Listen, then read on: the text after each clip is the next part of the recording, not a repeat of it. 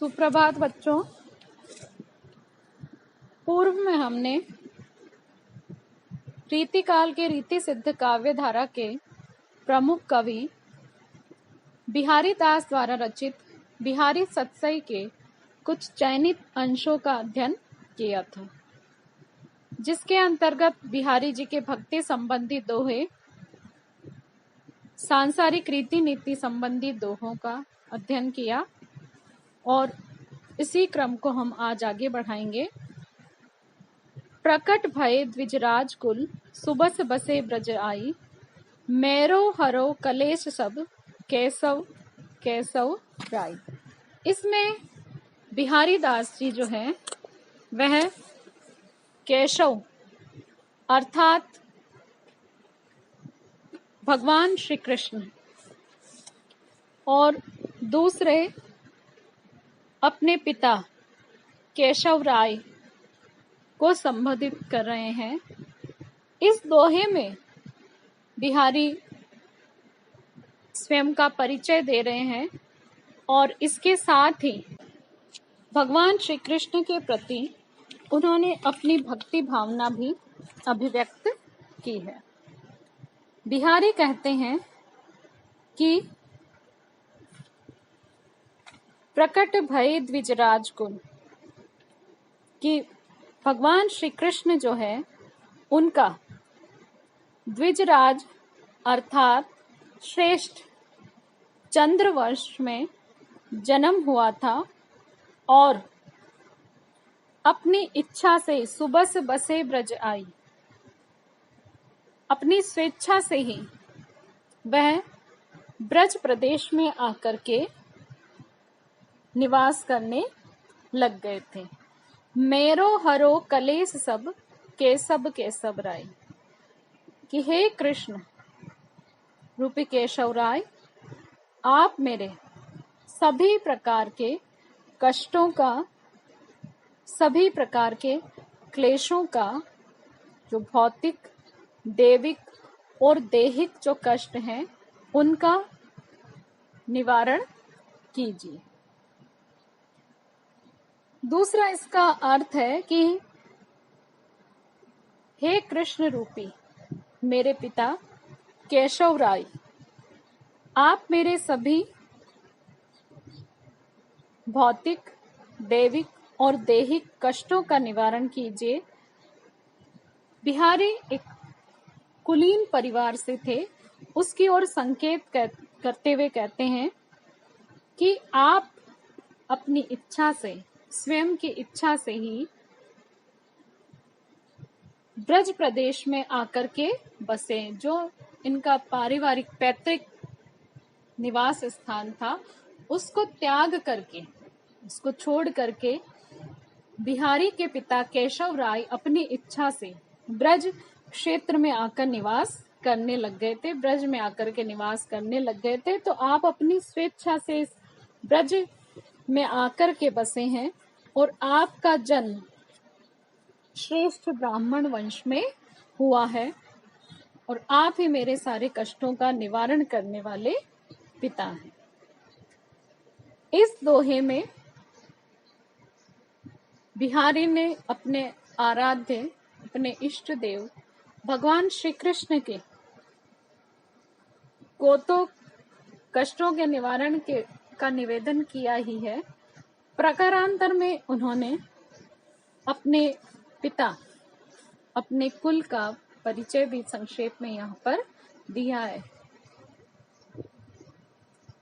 इस छंद की, इस दोहे की जो भाषा है वह ब्रज भाषा है।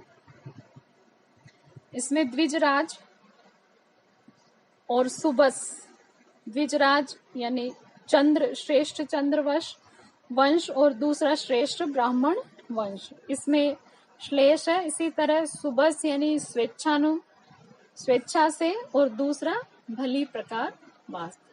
तो यहाँ पर इस दोहे में इन दो शब्दों में श्लेष अलंकार है। इसके अतिरिक्त इसमें केशव राय में यमक अलंकार भी है। दूसरा इसमें अनुप्रास अलंकार का भी सुंदर प्रयोग हुआ है। इसमें बिहारी की जो कल्पना की समाहार शक्ति है उसका सुंदर निदर्शन इस छंद में हमें होता है। अगला दोहा है, मोही तुम्हें बाढ़ी बहस को जीतई जदुराज, अपने अपने बिरद की दूहु निबाहत लाज।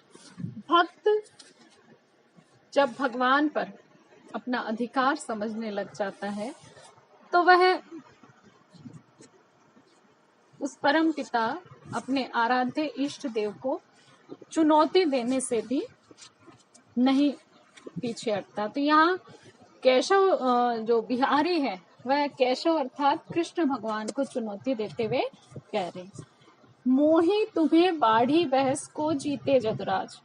वह कृष्ण से कि हे यदुराज श्री कृष्ण, आप में और मेरे में बहस बढ़ रही है। बहस जो है वह बढ़ गई है। अपने अपने विरद की दूहु निबाहत लाज। विरद उनके बहस किस बात को लेकर बढ़ी है इसको स्पष्ट करते हुए बिहारी कहते हैं कि इस बहस में से देखते हैं हम दोनों में से कौन विजयी रहता है, कि एक भक्त विजयी होता है या उसका आराध्य उसके इष्ट देव श्री कृष्ण विजयी होते हैं। अपने अपने विरुद्ध की, कि हम दोनों, हमारे दोनों का जो विरुद्ध है उसकी लाज रखेंगे, दोनों अपने अपने विरुद्ध का निर्वाह करेंगे कि देखते हैं कौन जीतता है।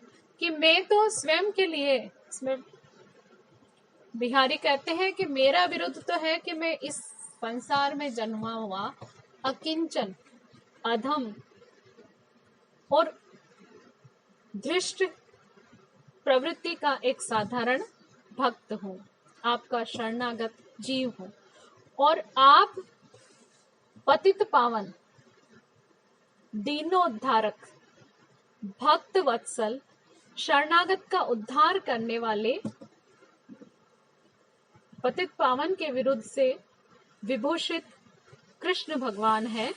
तो मैं तो मेरे अधम वृत्ति को नहीं छोड़ सकता और आप शरणागत के उद्धार करने के विरुद्ध को नहीं छोड़ सकते। तो दोनों में से देखते हैं कि कौन अपने विरुद्ध की, अपने यश के निर्वाह कर पाता है। प्रकारांतर में बिहारी कृष्ण से ये निवेदन करते हैं कि हे ईश्वर, मैं तो एक अकिंचन सांसारिक जीव हूँ जो अधम वृत्तियों में डूबा हुआ हूँ। जब आप मेरा उद्धार करेंगे तभी आप अपने पतित उद्धारक विरुद्ध का निर्वाह कर सकेंगे। इस दोहे में ब्रज भाषा है और एक भक्त किस प्रकार ईश्वर को चुनौती देता है, यह इसमें इसकी सुंदर अभिव्यक्ति बिहारी के द्वारा की गई है। ब्रज भाषा है, इसमें वीप्सा, वक्रोक्ति, अलंकारों का सुंदर प्रयोग देखने को मिलता है। अगला दोहा है, समय पलटई प्रकृति को न तजे निज चाल, भो अकरुण करुणा करो इही कपूत कली काल। यह दोहा भी बिहारी जी द्वारा रचित बिहारी सतसई में से लिया गया है।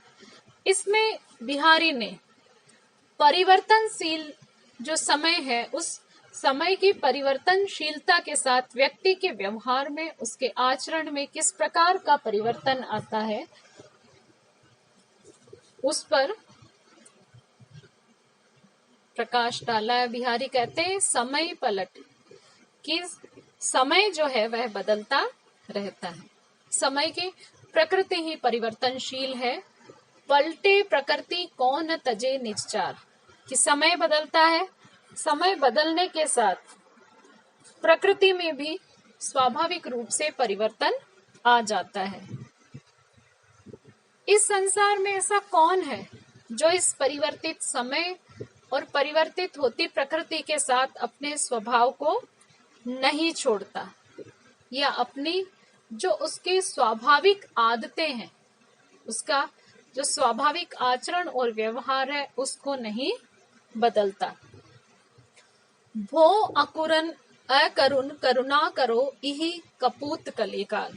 बिहारी कहते हैं कि ईश्वर को संबोधित करते कहते हैं, और ईश्वर पर अधिकार पूर्वक एक भक्त जो अपने आराध्य पर अधिकार रखता है, उस अधिकार को जताते हुए बिहारी कहते हैं कि हे प्रभु, आक्षेप लगा रहे हैं और कहते हैं कि हे प्रभु, इस वर्तमान कलिकाल में आपने भी दीनहीन जनों पर करुणा करने का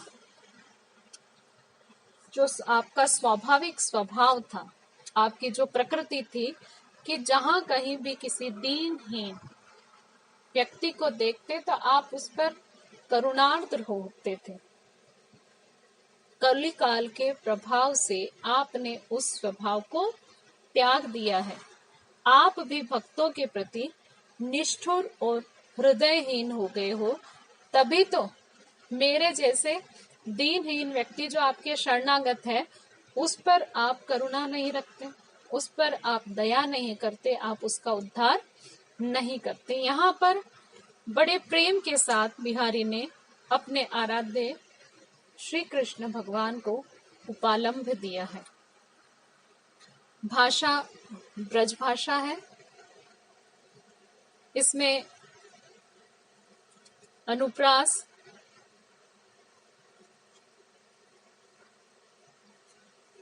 अर्थांतर न्यास आदि अलंकारों का सुंदर प्रयोग हुआ है। अगला दोहा है, ज्यों ज्यों बढ़ती विभावरी त्यों त्यों बढ़त अनंत। ओक ओक सब लोक सुख कोक शोक है मन। ऋतु परिवर्तन, जो 6 ऋतुएं हैं, इसमें जब हेमंत ऋतु का आगमन होता है तो हेमंत ऋतु में रात जो है वह लंबी लंबी होती है। लंबी रात के माध्यम से संसार में एक ही समय में कुछ प्राणी प्रसन्न रहते हैं, सुखपूर्ण समय व्यतीत करते हैं, और कुछ प्राणी वह समय कष्ट का दुख लेकर के आता है।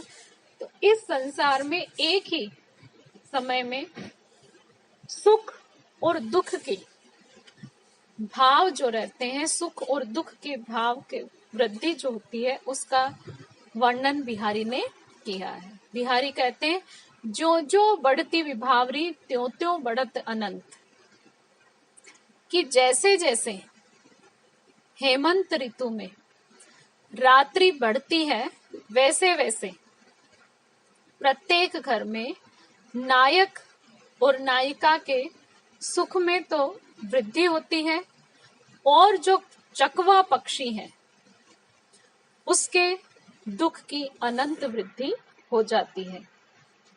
कहने का तात्पर्य यह है कि हेमंत काल में रात्रि बड़ी होने के कारण नायक और नायिका की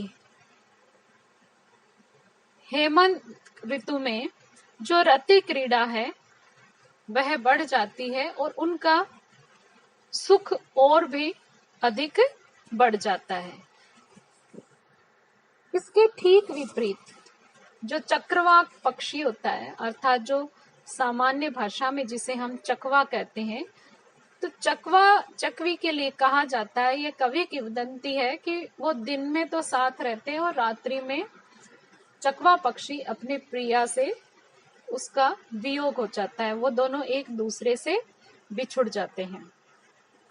तो ये हेमंत ऋतु की जो लंबी लंबी रातें होती है, वह चकवा पक्षी के अपनी प्रिया चकवी से बिछुड़ जाने के लिए और उनके रति क्रीड़ा बाधित होने के कारण अनंत दुखदाई हो जाती है।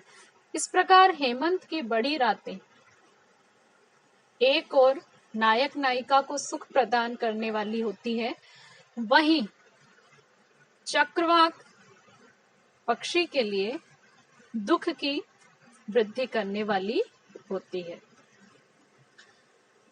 इस दोहे में बिहारी दास जी ने सुख और दुख इन दो भावों के वृद्धि के कारणों का चमत्कारी वर्णन किया है। इसमें ज्यों-ज्यों, त्यों-त्यों, ओक-ओक, पुनरुक्ति प्रकाश अलंकार है, दीपक अलंकार है, ब्रज भाषा है। एक और संयोग का वर्णन है तो दूसरी ओर वियोग का वर्णन है। यही बिहारी के काव्य की श्रेष्ठता है जो इस दोहे में हमें एक देखने को मिलती है। भाषा ब्रज भाषा है। अगला दोहा है, बसे बुराई जासु तन ताही को सन्मानो, भलो भली कहीं छाड़िए खोटे ग्रह जब तानो। इस दोहे में बिहारी दास जी ने संसार में सज्जन और दुर्जन व्यक्ति के साथ जो आम लोक व्यवहार है उसका वर्णन किया है। बिहारी कहते हैं कि जिस व्यक्ति में अवगुण होते हैं, अर्थात जो दुर्जन व्यक्ति होता है, लोग उसी का ही अधिक सम्मान करते हैं, और जो भले व्यक्ति होते हैं, सज्जन सरल हृदय व्यक्ति होते हैं, सबको प्रसन्न रखने का, सबका हित साधने का जो कार्य करने वाले व्यक्ति होते हैं, उनको इस संसार में वैसा आदर नहीं मिलता जैसा दूसरों को कष्ट और पीड़ा देने वाले, अहितकारी कार्य करने वाले दुर्जन दुर्गुणी व्यक्ति को मिलता है। क्योंकि भलो भली कहीं छाड़िए, कि जो बुरा दुर्गुणी व्यक्ति होता है वह खोटे ग्रह जपदान, कि जैसे जो बुरा या नीच नक्षत्र जब सक्रिय होता है तो नीच नक्षत्र की शांति के लिए लोग बाग मंत्रों का जाप करवाते हैं, दान देते हैं, आदि धार्मिक अनुष्ठान करके उस ग्रह की शांति के लिए, उसके शमन के लिए प्रयास करते हैं।